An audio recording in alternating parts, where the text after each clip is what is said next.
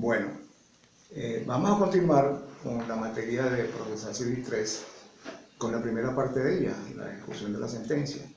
Hablamos en el tema anterior, en el tema número 1, de la actio iudicata y las sentencias que aparecen en ejecución y los títulos o cualquier otro acto que tenga fuerza de tal, como dice el 525, ya contábamos pues un acto de composición procesal incumplido tiene valor de cosa jugada. Vimos las diferentes hipótesis de ejecución, la comisión, que la ley habla de mandamiento de ejecución, en realidad es una comisión, el principio de la continuidad de la ejecución y la ejecución contra la República, los estados y los municipios. Continuamos ahora con la parte subsiguiente. Acuérdense cuando yo hablé de la ejecución voluntaria y la forzada, decía que el efecto inmediato a la ejecución forzada es nada más y nada menos que el embargo de bienes. Pero les dije también en esa oportunidad que el embargo de bienes que vamos a ver ahora en ejecución de sentencia no es el embargo que ustedes estudiaron en el proceso cautelar en el semestre pasado. ¿Por qué? Porque el proceso cautelar o las medidas precautelativas o las medidas preventivas, como ustedes las quieran llamar, vienen dadas en función a la existencia de un proceso. En materia de el embargo ejecutivo, en materia de ejecución de sentencia o de juicios ejecutivos, es necesariamente producto pues necesariamente de un título ejecutivo, que en este caso es la actio iudicati en función a la ejecución de la sentencia, o un título ejecutivo en función de los juicios ejecutivos que veremos enseguida a partir del tema número 4. Ustedes deben recordar que el embargo preventivo que ustedes estudiaron en el proceso cautelar junto con el secuestro de bienes determinados y la prohibición de enajenar y gravar tienen unas exigencias que están previstas en el artículo 585 del Código de Procedimiento, que son el forma iuris juris y el periculum in mora, o sea, el peligro de la mora o el derecho aparente, el forma bonis juris, figura de buen derecho, o sea, o la imaginación de buen derecho, o el humo de buen derecho, como ustedes lo quieran disponer. Si no se tienen esos dos requisitos, el forma iuris juris y el periculum in mora, pueden solicitar esas medidas cautelares con las exigencias que prevé el artículo 580, que habla pues de la fianza principal solidaria, de empresa mercantil, persona jurídica mercantil, banco o la fianza dineraria o la fianza fiduciaria y la hipoteca de primer grado, etcétera, etcétera. Y por supuesto estas cauciones que prevé el artículo 590 tienen el pequeño inconveniente que si la medida precautelativa es dictada con una fianza señalada en el 590, la contraparte también puede pedir el levantamiento o la suspensión de esa medida con una fianza equivalente a la fijada por el tribunal. Además de que ustedes estudiaron también en el proceso cautelar de necesariamente tiene que haber un procedimiento que empiece con una acción y termine con un acto de informe, y que en todo caso la sentencia lo que nos va a dar es ya la actio iudicati, cuando encontramos una sentencia definitivamente firme. Esta medida de embargo preventivo, precautelativo, cautelar, viene dado en función de que solamente se pueden atacar los bienes propiedad del demandado, pero entendiendo como propio que solamente se refieren a bienes muebles. ¿Okay? Solo bienes muebles fue lo que ustedes estudiaron. Sigo insistiendo en la existencia de un proceso sobre bienes inmuebles con la exigencia del 585 del periculum in mora y el forma bonis juris, y la no existencia de estos requisitos, la fianza, como la hemos visto, o las garantías necesarias que prevé el artículo 590 del Código de Procedimiento. Eso nos permite ya estar hablando de lo que debemos entender entonces como diferencias del embargo preventivo con el embargo ejecutivo. Ya dijimos que era necesariamente un proceso cuando hablábamos de embargo preventivo. Esto implica además, por supuesto, que es en cualquier grado y estado de la causa. ¿Qué es la causa? La causa va desde la citación desde la admisión, desde la admisión de la demanda hasta el acto de informe. Eso es la causa, y la causa en segunda instancia es desde la llegada del expediente superior hasta el acto de informe de segunda instancia. Por lo tanto, tenemos que tener en esas dos oportunidades procesales, en primera o en segunda instancia, la posibilidad para poder solicitar un embargo preventivo. Mientras que en el embargo ejecutivo, como dijimos antes, lo volvemos a repetir, es necesaria la existencia de un título ejecutivo, y en el caso tal de la ejecución de la sentencia, la existencia, valga la redundancia, de una sentencia definitivamente firme con cosa juzgada material. Asimismo, la medida preventiva de embargo, como dijimos también antes, se suspende con caución, mientras que el embargo ejecutivo no se paraliza con caución, continúa desde el momento que se inicia y no hay posibilidad legal para la suspensión. Veremos una excepción en el procedimiento de vía ejecutiva, que sería el primer procedimiento ejecutivo que veremos en el tema 4, donde ese procedimiento ejecutivo sí tiene esa excepcionalidad de que ese embargo ejecutivo puede ser suspendido por una figura de la fianza, pues producto de que ese procedimiento está vigente desde el Código de 1916 y por lo tanto tiene esa, vamos a decir, esa pequeña equivocación para el que les habla de que se puede levantar el embargo ejecutivo con caución. Eso sería una excepción a esa diferencia. Dijimos también antes que en materia de embargo preventivo solo se atacaban los bienes muebles del demandado. En materia de juicio de embargo ejecutivo, se atacan todo el patrimonio del ejecutado. En este caso, todos los bienes muebles e inmuebles. Entonces, por lo tanto, hay una diferencia también bastante clara. En relación a la oposición al embargo preventivo que ustedes estudiaron en el octavo semestre, no hay duda, y si no lo recuerdan, por favor, para que no se lo diga antes, repasen las medidas preventivas que ustedes estudiaron en el semestre pasado para que podamos entender mejor las medidas ejecutivas o el embargo ejecutivo que estamos estudiando ahora. Y así les permite a ustedes tener el punto aún más claro. Decía pues que esa oposición era oposición de parte, tal como lo dice el artículo 602 del Código de Procedimiento Civil, mientras que la oposición al embargo ejecutivo puede ser tanto de la oposición del ejecutado o oposición del tercero. Y esa figura de ejecución tiene que ser, tiene que ser vista desde el punto de vista de que sea tener un legítimo en el momento del embargo, que no sea propiedad del ejecutado, etcétera, etcétera, por un título jurídico válido, que lo veremos en este mismo tema, pero en el punto correspondiente a la oposición al embargo ejecutivo.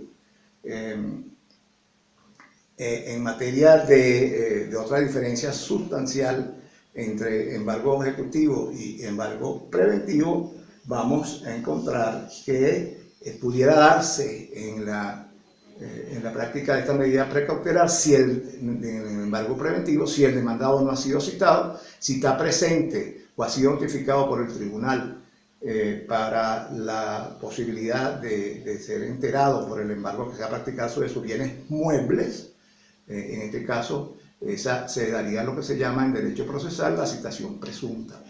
En materia de embargo ejecutivo no existe citación presunta porque vamos a estudiar que en la ejecución de sentencia ya la parte está de derecho, por lo tanto no requiere ejecución, y en los procedimientos ejecutivos ya la palabra citación va a desaparecer y vamos a conseguir la palabra intimación, que para el que les habla, citación e intimación es completamente diferente. Así la jurisprudencia haya dicho en algunos momentos que es diferente y en otros momentos que es lo mismo. Para el que les habla no es lo mismo, si no el legislador no hubiera utilizado estos dos términos diferentes. Si a eso vamos, podemos decir entonces que la Constitución vigente habla de notificación y en el Código de Procedimiento la única notificación que existe es la notificación del 233 relativo a cuando por orden directa del Código de Procedimiento, del artículo 14 en relación a la figura del juez y director del proceso y que debe impulsarlo en el momento, si este está paralizado, debe haber la figura del 233 sobre la notificación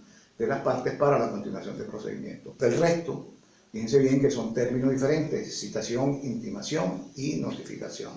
De hecho, en materia procedimental y en materia de protección de niñas, niñas y adolescentes, en ese procedimiento, ustedes deben saber ya que existe la figura de la notificación y no de la citación. Eso serían, esas diferencias que he comentado, serían el punto número 1 del tema número 2. Después vamos a estudiar, ahora vamos a estudiar a continuación, la figura del embargo de bienes. De todo esto que hemos conversado sobre la figura de la práctica llevada a cabo a través del juez de la ejecución, del juez de conocimiento, que conoció en primera instancia, que es el juez de la ejecución, sobre la figura de ese embargo, sobre los bienes propiedad del demandado, entiéndase todos los bienes, tanto muebles como inmuebles. Y comentaremos en su oportunidad la corruptela procesal sobre los embargos de bienes inmuebles. Dice el artículo 534 y siguientes del Código de Procedimiento Civil lo referente a los bienes completos, el patrimonio completo del que puede ser embargado por el ejecutante sobre los bienes del ejecutado. Dice el artículo 534 que el embargo se practicará sobre los bienes del ejecutado que indique el ejecutante. En cualquier momento en que el ejecutado ponga a disposición al tribunal bienes suficientes para llevar a cabo la ejecución, el tribunal levantará, decretará el embargo que se haya practicado sobre el inmueble que sirva de morada. Fíjense bien que aquí el legislador le da prevalencia a la morada, o sea, si el bien inmueble embargado es la morada, entiéndase que son conceptos que ustedes estudiaron en Derecho Civil de lo que es la morada, de lo que es la vivienda, lo que es la habitación. La morada es el sitio, el lugar donde una persona vive con su familia. El domicilio es el asiento principal de los negocios de intereses, y la habitación donde habitualmente se encuentra. Son tres conceptos que ustedes deben saber suficientemente. En este caso, si ha sido embargado el bien inmueble donde se encuentra ubicado o es la morada del ejecutado, este puede poner a disposición del tribunal otros bienes a objeto de dejar desembargado la morada, el inmueble que sirve de morada para el ejecutado y su familia, y sustituirlos por otros, que es lo que nos dice el encabezamiento del 534. El mismo artículo 534, en su única parte, nos dice que hay gravación de embargo. Esto implica que un bien que ha sido embargado ejecutivamente, otra diferencia sustancial con el embargo preventivo, que la gravación no es válida, que en este caso, en el caso concreto del embargo ejecutivo, pueden ser graduadas, o sea, se gradúan, así como se gradúan las hipotecas de primero, de segundo, de tercer grado, si es que pudiera. Igual hay embargos sobre un bien indeterminado en ejecución de sentencia que también pueden sufrir graduaciones. O sea, el que embargó primero, en el momento de la subasta pública cobrará de primero, el que embargó posteriormente va a cobrar de segundo en el momento de la ejecución, dependiendo de lo que quede de ese patrimonio ejecutable que hemos comentado en otra oportunidad.